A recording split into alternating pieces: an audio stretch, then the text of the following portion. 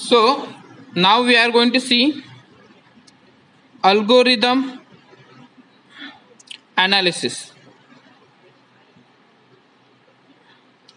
Here, an efficiency of an algorithm can be analyzed at two stages. First one is a before implementation and second stage is a after implementation. There are following like a prior analysis. This is a theoretical analysis of an algorithm. The efficiency of an algorithm is measured by assuming that all other factors, for example, processor speed, which we consider it is a constant and they have no effect on implementation. So this is what prior analysis. And second one is a posterior analysis. A posterior analysis where this is an empirical analysis of an algorithm. This is an empirical analysis of an algorithm. The selected algorithm is implemented using programming language and this is then executed on target machine, computer machine. In this analysis, actual statistics like running time and space required are collected. So in this stage, like after implementation, we are going to use posterior analysis, and basically in this analysis we are going to find time complexity and space complexity. Time complexity and space complexity. Okay, so let's see what is the time complexity.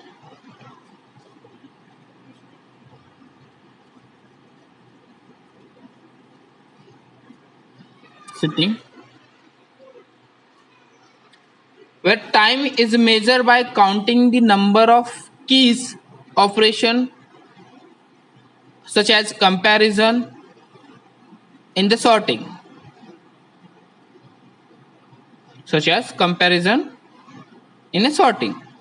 Suppose we are taking a sorting we take a sorting algorithm to sort an element like 10, 5, 30, 6. So we take 4 elements. Here we are measure time by counting how many comparisons are done. So this is what time complexity means, how many comparison requires or what times requires to compare this all element. So this is what times complexity. And space complexity is measured by counting the maximum memory or space required by the algorithm. So this is what space complexity. Got it? Now what we are going to do, we are going to see how we can calculate time complexity. How to calculate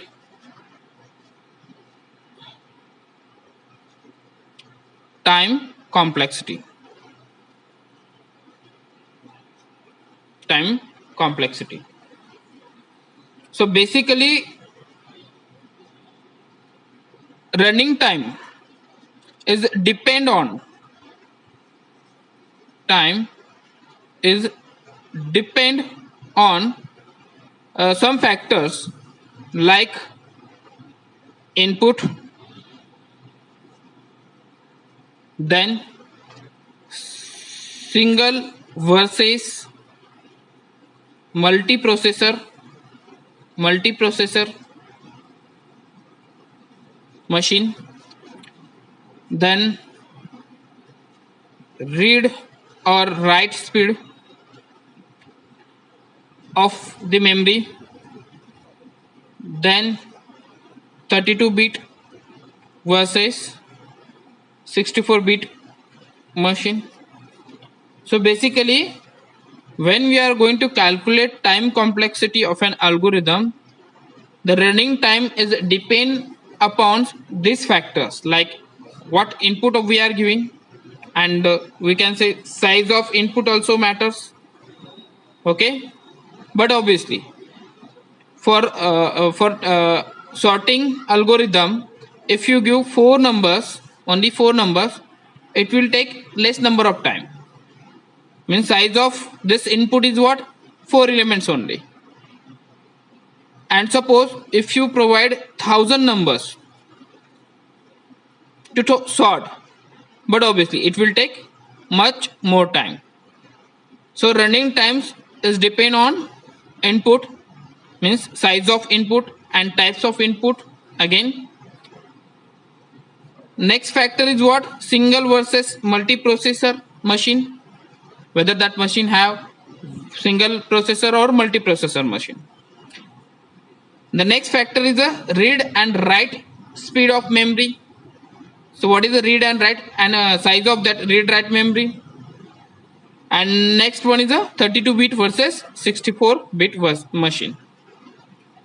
So whenever we are talking about time complexity, basically we are not bothered about these three factors. We only focus on the size of input. The size of input, that is rate of, rate of growth of time, taken with respect to input.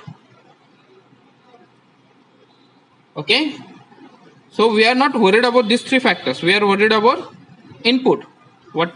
That is rate of growth of time taken with respect to input. So let's see some examples to how we can calculate time complexity. Okay, so before going to calculate time complexity, we need to define one model machine.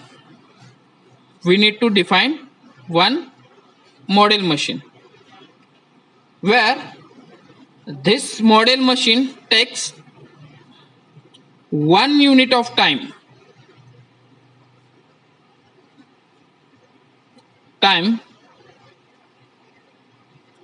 for arithmetic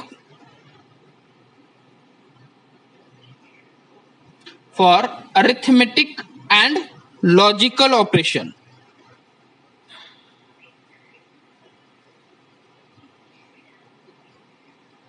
So this is what a model machine, where this machine takes 1 unit of time to perform arithmetic and logical operation. For example, suppose if you give input as a plus b, so this is what? Arithmetic operation, means in short 2 plus 3. This is what? Arithmetic operation. To execute this instruction or statement, this model machine takes 1 unit of time. So for all types of arithmetic like addition, subtraction, multiplication, division, modulus, to perform all these types of operation, this model machine takes only 1 unit of time. Okay, now second thing, this model machine takes 1 unit of time time for assignment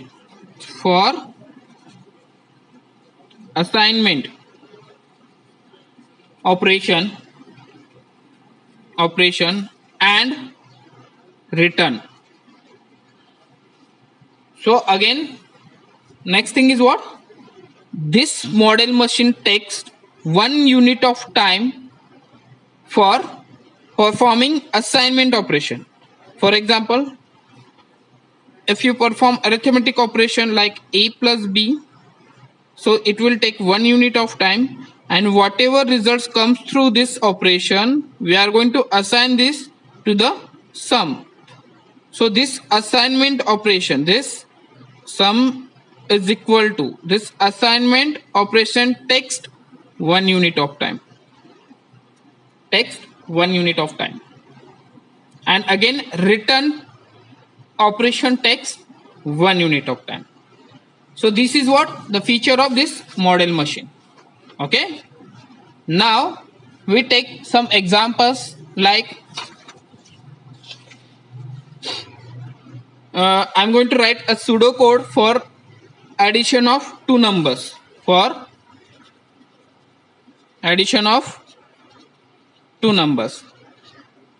So like add a comma b. So what algorithm to add a comma b, where we simply write this statement like return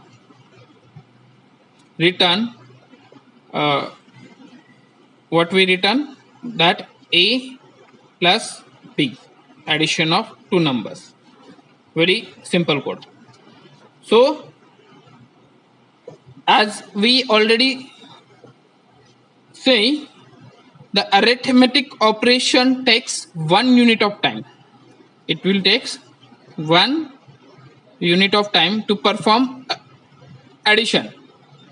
Okay, to perform addition. And for return operation, again it takes 1 unit of time. So total cost or total time taken by this algorithm T add is equal to 2 unit of time. How much time it takes?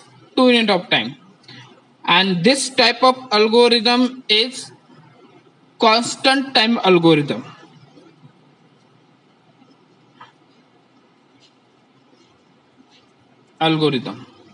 Constant time algorithm. Since the size of this algorithm is fixed, every time this algorithm takes only 2 elements. Hence, this type of algorithm is what? Constant time algorithm. And always it takes 2 unit of time, not greater than this. Let's take another example to calculate time complexity. So here we are going to write an algorithm again for addition, which will take n number of elements, and it performs addition on it. So here this A is an array which takes n number of elements, and this is what? Size of input, means number of elements.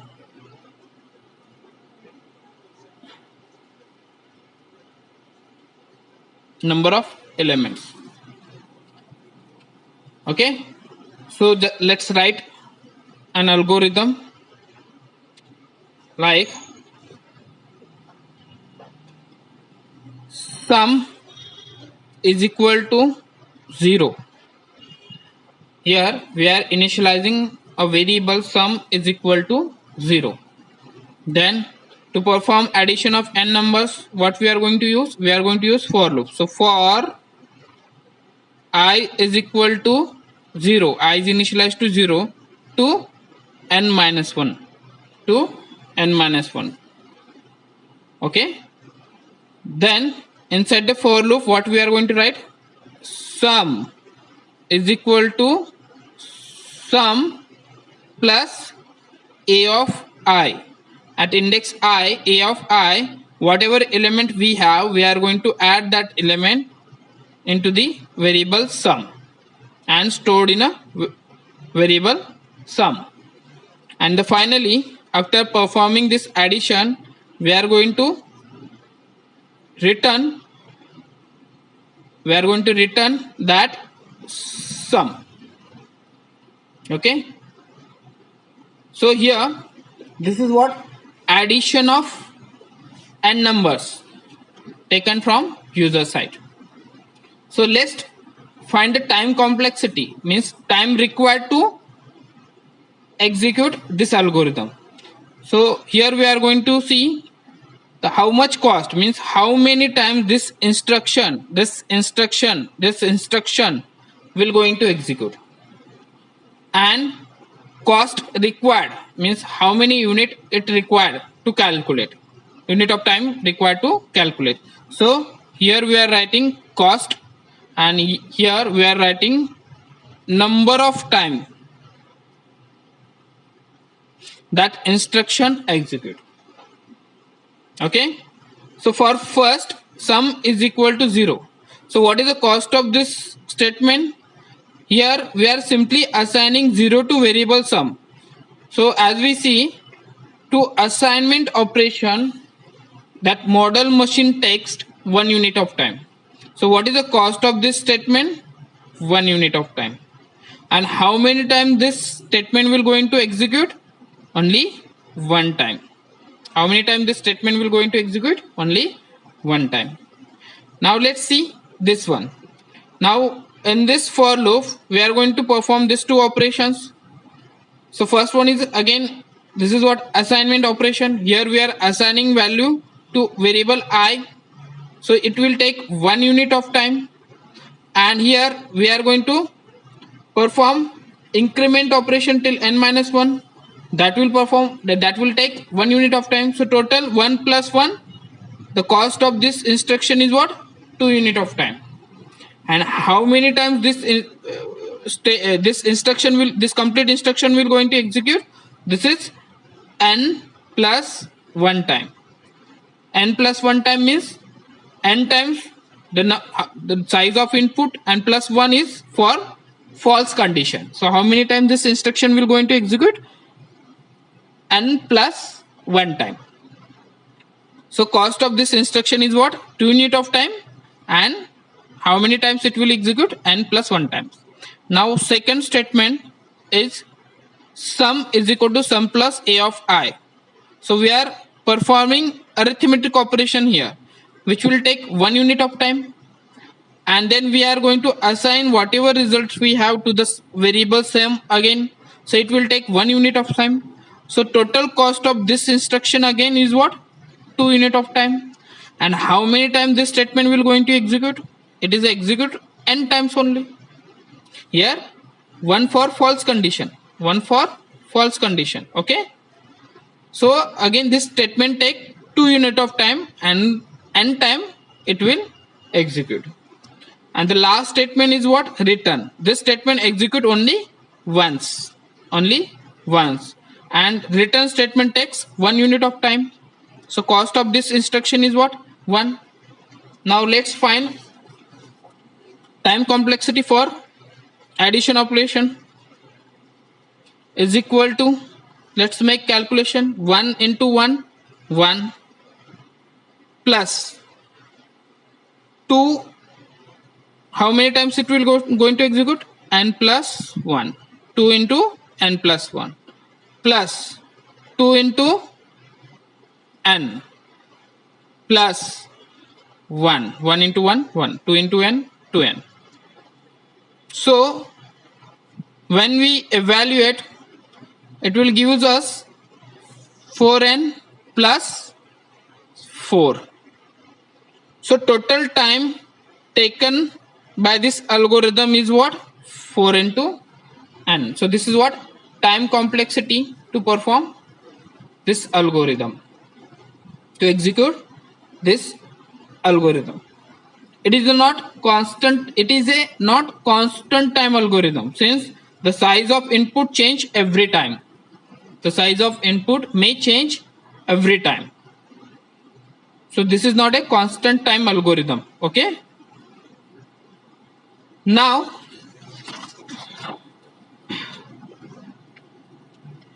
summary of